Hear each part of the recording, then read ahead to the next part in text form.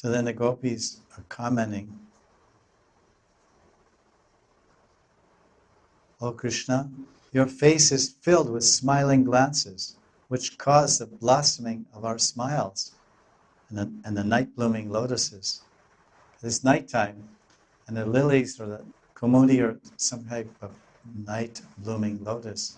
So Krishna is smiling, and because what's going on here?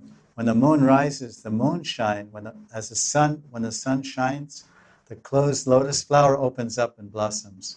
So when the moon shines, the nighttime lotuses and the lilies that are closed in the day, they open up under the rays of the moon.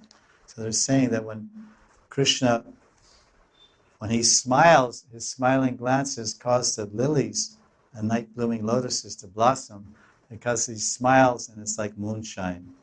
His beautiful white teeth reflecting and the beautiful moon of his smile. It's like moonshine that awakens. And it also makes the blossoming, makes the gopis smile in return.